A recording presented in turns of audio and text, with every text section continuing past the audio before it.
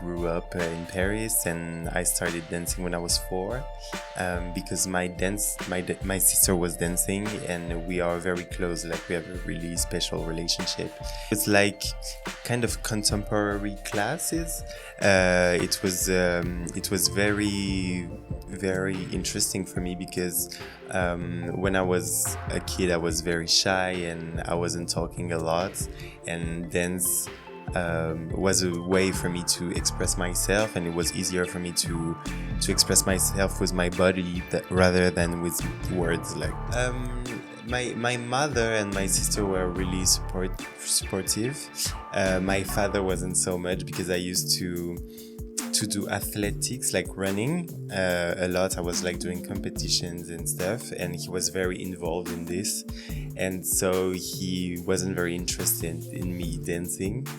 But then at some point I had to make a choice between like the running and dance, and I chose dance, and it was quite hard for him because he wanted me like to do the Olympics.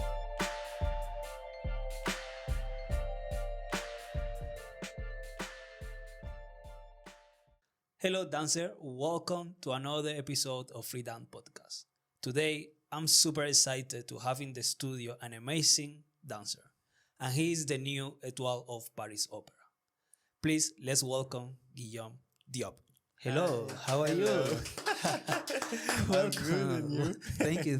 Thank you so much for coming. I'm really good. I'm happy to have you here in the studio. Thank you. And like I was talking to you, like it's really important to have you here because people can know who you are, and for South Africa, I think it's really nice to see an amazing dancer here with us. Thank you. And thank you for coming to the podcast. Of course, thank you for inviting me. Good. How is South Africa treating you? I love it. It's really nice. It's nice, no? Yeah, it's very nice. I'm happy.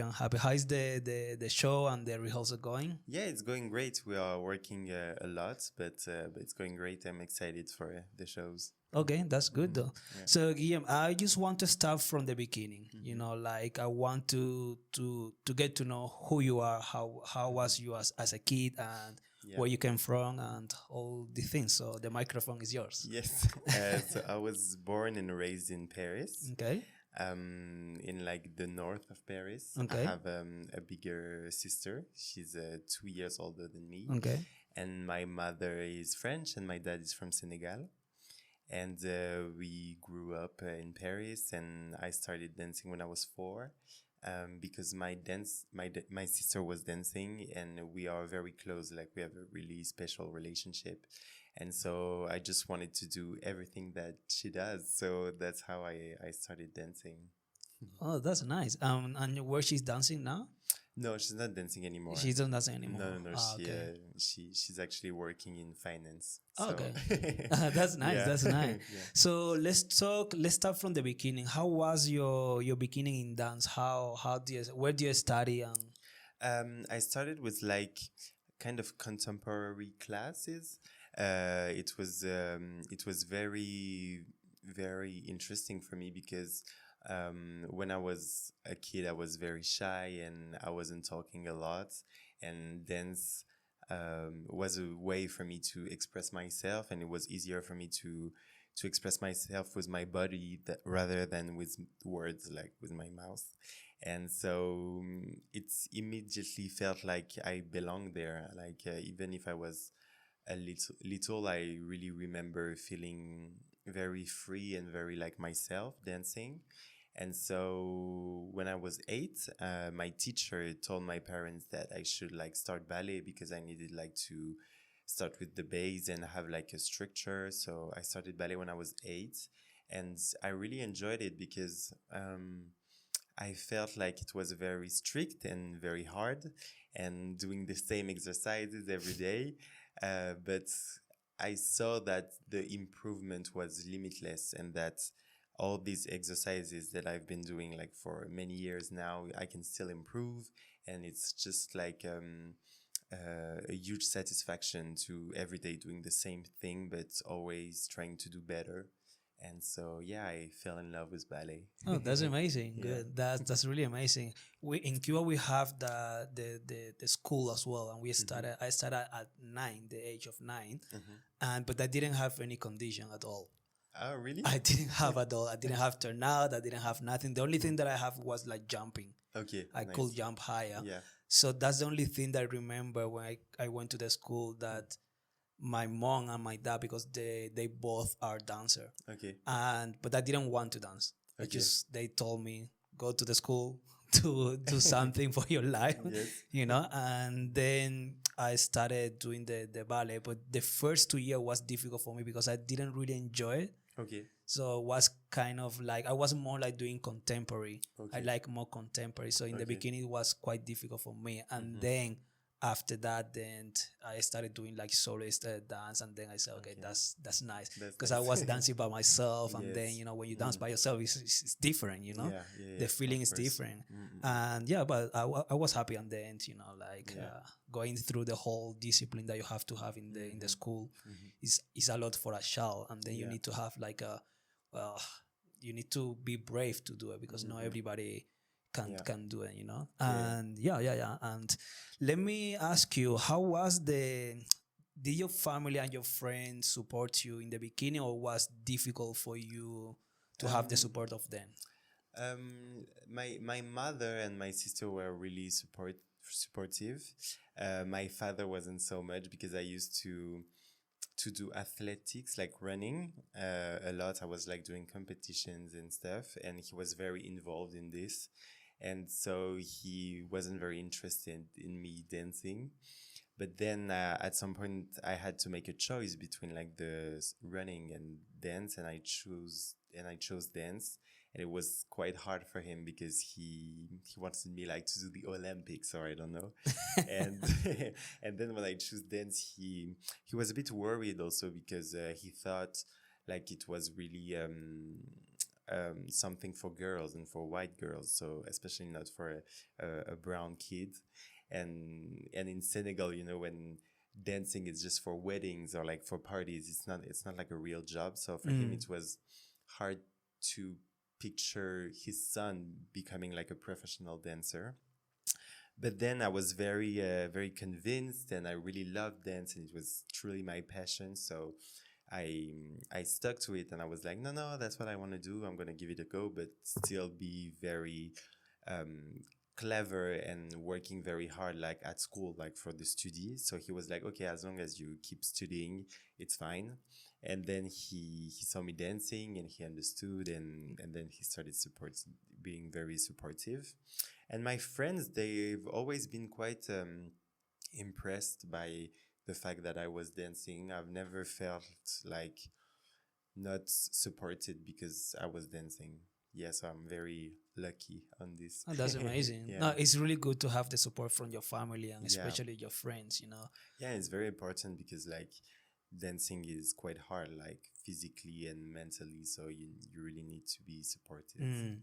No, yeah. Even like my friend in Cuba, the in the beginning they didn't understand, because not many, where I grew up, there is no many people like they like art, they just play around the street, and that's it. When they saw me dancing, they were like, oh, they were making fun of me, Yeah, and it was quite difficult to be friend with them at the same time, because Yeah, I can imagine. and but then when they saw me dancing like in the theater, then they were, okay, I understand now, so it nice. was different. So it was I think for a child in the beginning, it's quite difficult when you don't are next to people that are involved in art and in dance, So course, but it's good that they support you a lot. That's amazing. Yeah, that's nice. And you are training under the French methodology, Yeah. right? How is that the French methodology?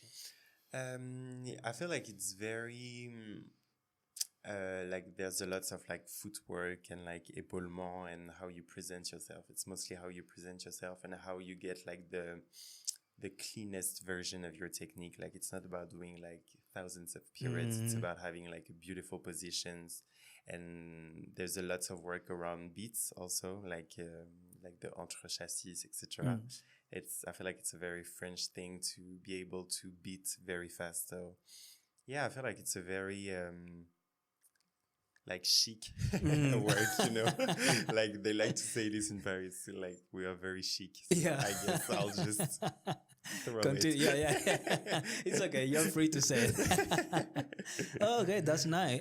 And is it difficult in the beginning to get into the methodology, or once you get like training, it gets easy afterwards? Yeah, I feel like it gets easier. I don't know if it gets easier or if you're just like used to this work, Okay. but it's a very deep work because you really like the whole goal is to completely change the way your body is, like the turnout and having like muscles, but like long muscles, not like big muscles. So it needs to be very like hard from like the very beginning since you're very little. So at the beginning it's quite hard. Like when I got in Paris Opera Ballet School, it was a bit difficult because I hadn't that training before getting in the school. I was like turning like and like jumping and you know whatever, not really minding about like the presentation and my feet, etc. And so yeah, at the beginning it's very hard, but then it's very satisfying to see your body changing and seeing like the progress. Yeah, it's amazing because in Cuba, when we studied the in the school, then we have some class that we do repertoire, history of dance. Yeah. So in history of dance, they explain the different type of methodology. Yes. You know, so we have there is like a Russian, but Baganova, French, English from America. We have the Cuban. So it's interesting because our Cuban methodology is based in Baganova. Yes. You know, it's based in Baganova, but we talk from every place and we make our own Cuban methodology, which is like, you know, the Cuban way. We jump in term, Cs and Trechacato, all the things. But they always mention that the French methodology is one of the best because it's pure, like clean, you know, when the dancer dance, it's just like, you sit on the seat and you feel like, oh, okay, that's nice, you know. And I remember when I was in Cuba, I was watching La Bayadère from the Paris Opera when they have the elephant coming in. Yeah, that was amazing. And the thing is, like, this guy didn't jump higher. He just like super clean. He didn't even do like double cabriole. He was doing like cabriole up. And we always were watching that because in the school they want us, besides that you do jumping or whatever, they want people to dance. You know, and especially also when you go to Europe. I used to live in Spain for 7 years. You have that Cuban methodology, like you're gonna do like many periods. But in Europe they just say, I don't want that. I just want like 2 periods, 3 periods, and that's it. You know, and it's quite nice because you see dancing. Right now everybody's like doing tricks and tricks and tricks and tricks and tricks, and it's just like, okay, get sometime tired. I mean, of course you can do it because I do tricks. I'm not saying that I'm not doing tricks, but sometimes get to a point that I just want to see people dancing, you know. So no, that's good though. And how is the preparation to get into the school? There's just an audition. Like there's 2 rounds for this audition. Like the first one is very based on your physical abilities, like your height, the weight, the flexibility, the feet, everything. And then the second round is just a class. Okay. But when, for example, let's say one kid want to go to the school, what the teacher looking for? Like there isn't a specific thing for the student to have, or because, for example, I don't know, other schools they just look like for heights and if you have nice body to develop after, or nice feet, or how does work in Paris Opera? I feel like there is like a body type, I guess. Like but it's not very true because like they try to get like very young students, so they can really build and like like transform. So I feel like they're looking for someone that really loves ballet, first of all, that really likes that's it. Important. I feel like to go through like a school like Paris Opera Ballet School, you really need to love ballet because it's gonna be hard. So if you don't really love it, it's gonna be hard. So I feel like this is the first thing they're looking for, and then of course like a certain amount of like flexibilities, or I feel like mostly they want to feel that there's like a way to work on this body and to feel like there's still flexibilities to change a bit the way it is. Yeah, mostly. Okay. No, it's interesting because I mean every school have different way Yeah. of doing the audition, and Of course. but that's important. You need to like it. Yeah, You yeah. know? Yes. Yeah, You yeah. need to like it because sometimes I feel like they do ballet because it's a hobby, you know, and sometimes I get like frustrated because ballet is hard. You need to have discipline. You have to have consistency all the time, you know. Sometimes it's like they come one day, they don't come the second day. So you can see the girl, for example, comes today and you won't see that person coming after 3 months. Yeah, yeah. So it's not like there. But it's good that you say that because you need to like what you're doing. Otherwise, it's pointless. Yeah, yeah. I feel like it's fine to have like ballet as a hobby. I feel like it's great to also don't think that if you do ballet, you have to have a career, you know. I feel like I like to see also people that are like 20 or I don't know 30, 40 that are just doing ballet because they like it and they do it like once a week. But it's true that when you want to become like a professional, you get to you be serious. Yeah. 100%. 100%. And how was attending the workshop in Abigail? How was that for you? It was very nice. It was like a great experience also because when I got into Paris Opera Ballet School, we don't do so much contemporary work. So I was very happy to discover the Horton and Graham techniques mostly. And yeah, it was like so nice to be by myself in New York City for like 6 weeks, with like alone, like don't know. Oh, really? Yeah. I didn't know anybody. And it was like, it was such a great experience. Oh, that's nice. And how many time or how many days you stayed there? I stayed for 6 weeks. Oh, so it's long. So you have time to learn a lot. Yeah. It was. I was 16, and it was like one of the best experience I had so far. Yeah, that's amazing, man. I wish I could go there. Really, I love that company. Very nice. I love that company. That's amazing. And just to move on, we were talking about how you get ready for the Paris Opera School, but how many years are in the school? I stayed for 6 years. 6 years, okay. And I feel like that's what like the time that most people stayed in, but you can stay. Yeah, I think it goes between 4 to 8 years. Yeah. Oh, okay. Because in Cuba is 8. We have 8 years. Oh wow. Yeah. We have 5 in like a I don't know how you call it, like primary school. Okay. And then you go 3 years more in the high school. Okay. So it's quite. It's quite long. Yeah, it's quite long. And then the preparation to get into the company, how is it? Or how was your preparation? How was my? I actually failed the first time I. No way. Yes, I did. When I was 17, I was like in first division. It's like the last class of the Paris Opera Ballet School, but you can stay in Paris Opera Ballet School till you 18. So the first time, it's just like an audition. It's just like you have like one class, and then you have like to do a variation from the repertoire, like an Étoile variation. And so the first time I didn't got it, but it was fine because I wasn't like physically ready. I was still a bit like weak. So I did another year in Paris Opera Ballet School, and I got a permanent contract. Okay. So you have an opportunity to go into the company as well? No, when you're in school, you're really in school. And then it's just that for the people of Paris Opera Ballet School, there's like a private audition just for the people from the school. Okay. And then there's also another audition for everyone who wants to apply. And because you wasn't in the actual school, you Yeah. Okay, that's fine. And they, Mamma mia, you didn't get to yeah, the the company. first time I didn't get in. And now you are at 12. Yes. You're alive, hey? yeah.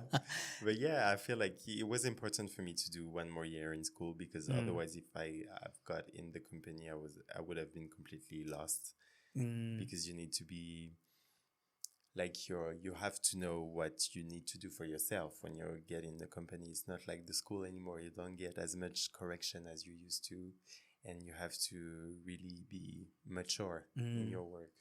And how make you feel like the first failing getting to the company? Like you say, that's not for me, I'm gonna give up, or I know you study again, like you went for another year, but you know when the feeling of saying no, you didn't get into.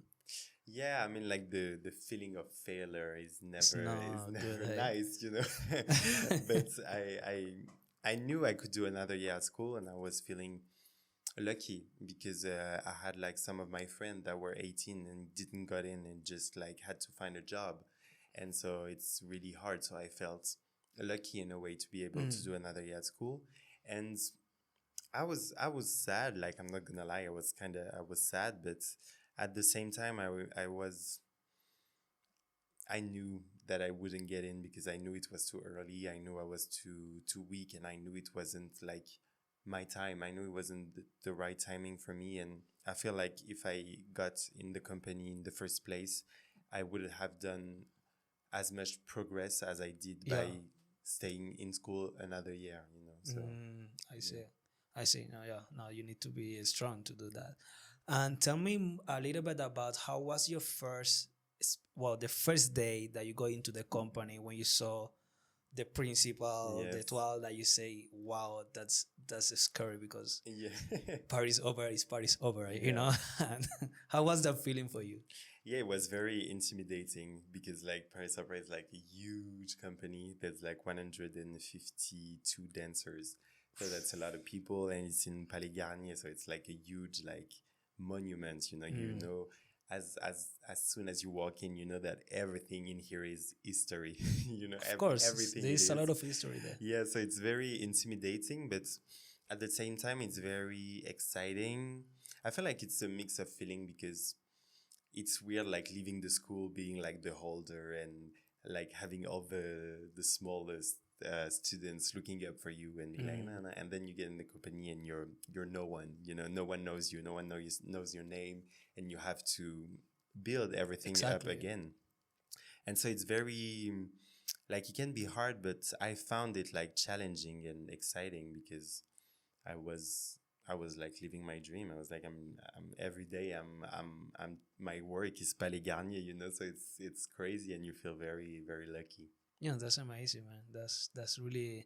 And the first time when the ballet mister say, Guillaume, you are ready to do principal, or you did principal straight away, or you did like some corps ballet, or I did corps de ballet. Yeah. I did corps de ballet like my first 2 years, and I really enjoyed like corps de ballet. Like, even sometimes I miss it a bit because I feel like it's important to do corps ballet. That's how you learned. Yeah, and it's very like valuable, like to be with everyone and watch out for the lines and the musicality, and I feel like when you're in the corps, like sometimes you feel like you're a bit hidden, and so you can work more, like not more, but like without stress, because you feel like you can try some things and you know, but you don't without messing up the whole body, you know. It feels like, sometimes I miss it a bit.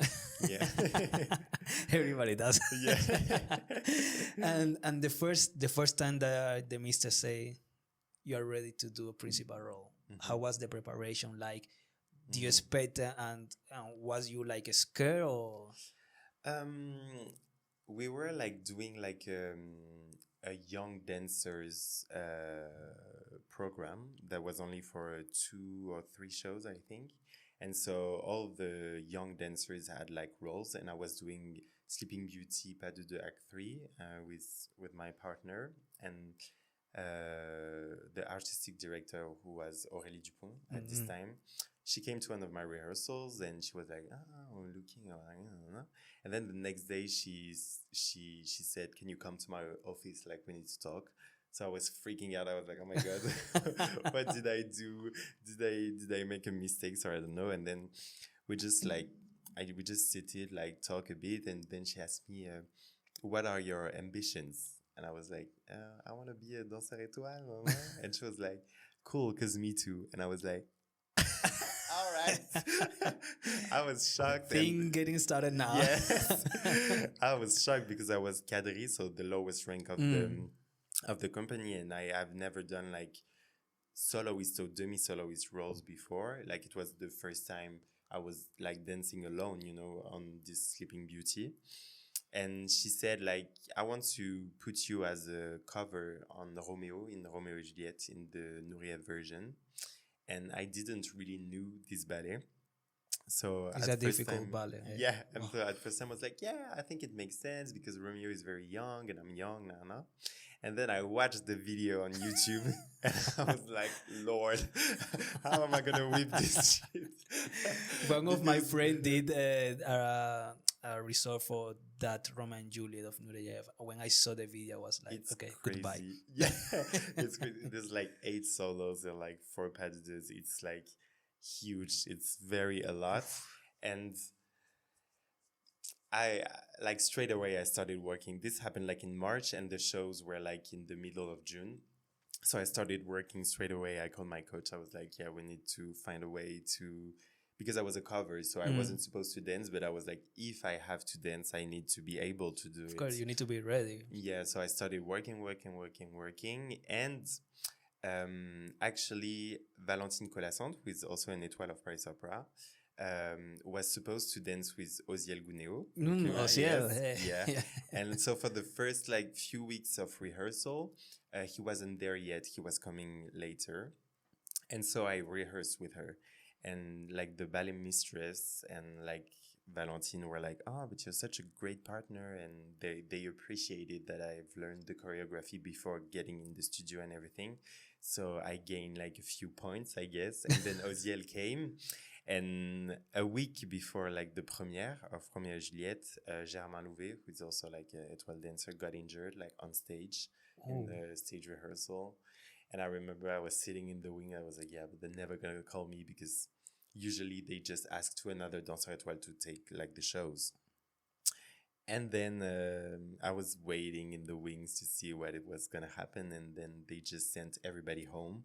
And they told me, "Yeah, we're just going to stay with Guillaume to make sure he knows the choreography." So I was alone on the stage showing them that I knew the choreography. And then they were like, "Okay, thank you." And I was like, "Oh, wow, what is going to happen now?" And then they called me and they say, "Yeah, you're going to dance next week." Sure. And I was like, "Oh, wow."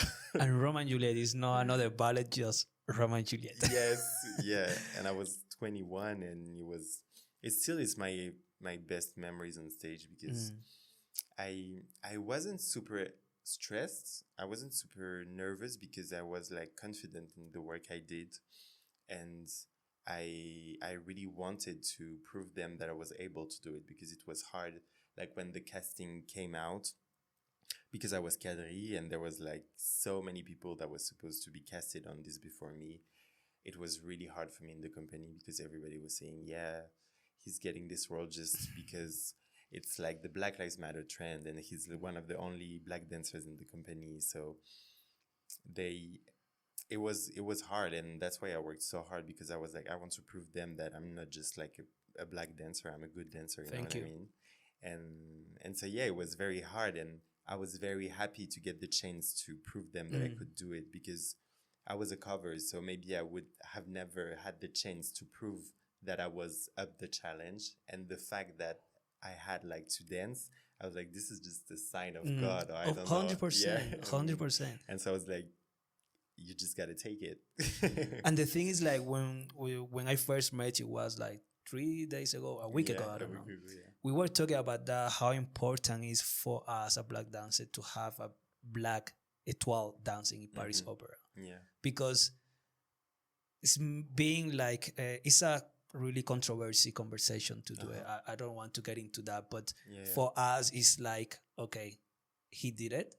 maybe we can do it as well, you know, Mm-hmm. in our own dreams, you know. Yeah. But there's still a possibility for other people to see that black dancers are Mm-hmm. really good as well as the Mm-hmm. other dancers as well, you Yeah. know. And there is nothing wrong to have someone that is color or black Yeah. Yeah. to do a principal role like a Yeah. prince, you know. Yeah. Yeah. And I just want to say thank you for that, to make people to believe in that, you know, Well, because thank it's you so much. important that Yeah. people understand that, yeah, we can do as well. It's Yeah. not, Yeah. you Yeah. know. Of course. And I feel like, especially in like a career like ballet, like you need to start very young. So like even for your parents, like they need like to see that it's possible. I feel like if there were like a black dancer at Étoile before, like my father wouldn't have been so hard on me. You know what I mean? Like it would have been so much easier for him to believe that it was possible and to not be scared for me, because like this kind of career, it's very hard also for the parents. Like of course for the child it's hard, but like for the parents, like to, especially when they don't know this world, like my parents, like they didn't know anything about all of it. And so it's very important to have something to, you know, to feel safe, you Yeah, know. yeah. No, that's important to Yeah. not have the support of the family, Yeah. because it's the behind the scene. They are like, Yes. he going to make it, he's Yeah. not, and all the time that you cry and then you Yeah. get injured, go to the doctor, and it's really important. Mm-mm. And I have like I make a research for you, because I didn't want to come and talking about something I didn't know, you know. So you are the first black dancer to be promoted in Étoile Opera Paris, right? Paris Opera. And before I ask you the question, you had some interview in Paris, which I want to say to you. So some of the answers you say that I'm conscious that this will help children to get involved in dance. How does that make you feel?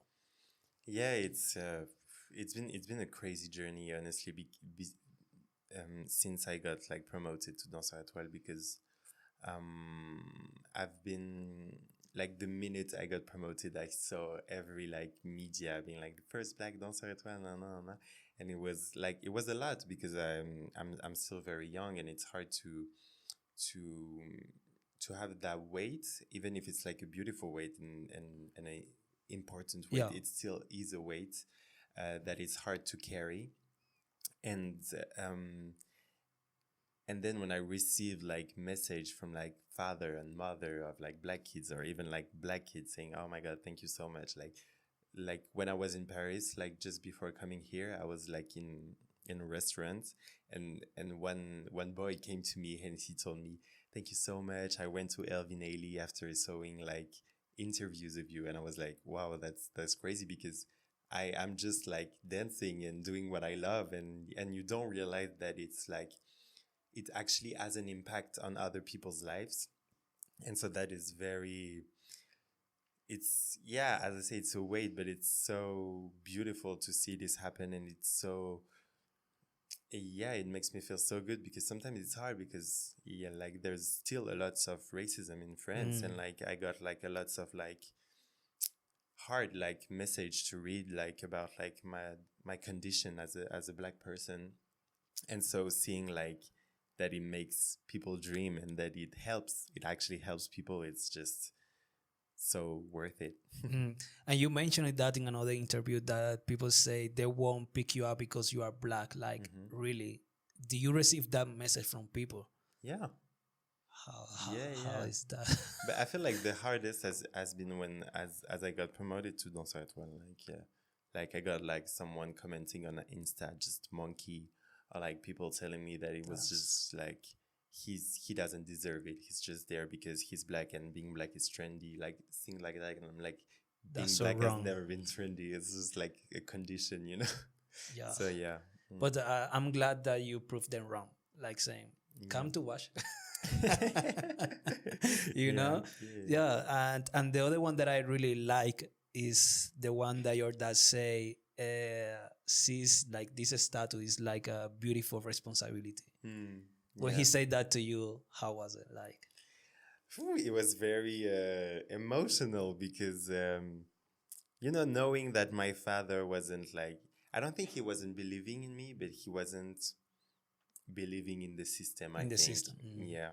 And so seeing him being like proud of it and like embracing it, and yeah, and the pride I see in his eyes now is like priceless. No, that's amazing. Yeah. Oh, yeah, that's really good. And I mean, I I read all this interview because, like I said, and you said, you have made a really big impact in dancer around the world because in such a young age, being a 12 at the opera Yeah. is like crazy. It's like I think you were in South Korea when you got promoted, or Yeah. you were in South Korea doing Giselle. Yes. How was that feeling where they say? It was crazy because, in Paris Opera, it's like 5 ranking. It's like quadrille, coryphée, sujet, premier danseur, and danseur étoile. And when I got promoted, I was like sujet. I got promoted sujet in November, and my promotion to danseur étoile happened in March. So I wasn't even thinking about it because I was like, I still got to become a premier danseur. So I wasn't prepared for it, like for like the media and everything, like not for the dancing. I feel like I was ready to be a danseur étoile, because I have, like, when I got promoted, I already did like 5 or 6 like danseur étoile roles. So I felt like I was ready in a way, but I wasn't ready for like the media and everything. But when José Martinez got on stage, I was like, I couldn't believe it. I was telling my partner, Dorothée Gilbert, I was like, what is he doing? Like, is he there for me? And she was like, yes, it's gonna happen. And yeah, when he said the word I've always dreamed to hear, I just burst in tears, and I was I was feeling like a bit embarrassed because because I'm a bit shy and crying in front of like a whole audience and all your colleagues, but it was like such a beautiful moment because all my friends were there, and they all came on stage, and it was like the Korean audience is so nice and so warm. It's amazing.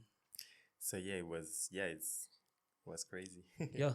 And then after you were promoted 12, how many ballet you have done already? I've done it. I think at least 10. I think more than Already? 10. Yeah. So you don't have time even to rest. No, not really. Yeah, because I keep in say like young age. I did my first role Don Q at Jodhpur Ballet. I was like 18 or 19. Yeah. The worst ballet ever for me, because I think I got too excited. Don Q is like a powerful ballet. Yeah. And then I think I wasn't ready for Don Q yet, because we just came out of the school, and we came straight to Johannesburg from the school. And then you always have that immaturity of being I'm gonna play a little bit, but when you have the role of being you're going to do a principal role, you need to get ready. For some reason, the first day I just got like blocked. And that's my favorite ballet. That's my favorite ballet. I just got blocked, and nothing worked that day. Nothing. Not even the partner work that is so important. My expression dancing, Basilio, Basilio is like the barber, and he's more like, I was like, like a willy, And then my teacher came to talk to me and say, hey, Monia, don't worry. I know this is really a big pressure for you to do a full ballet.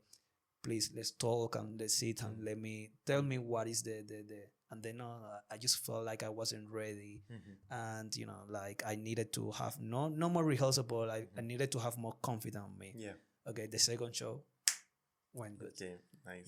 So from there I said, okay, let's work properly. The preparation to dance a principal role is so much different when you dancing like a solo or pas de deux or choré ballet.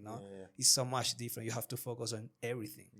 Because otherwise you won't get it. And right. It's quite difficult.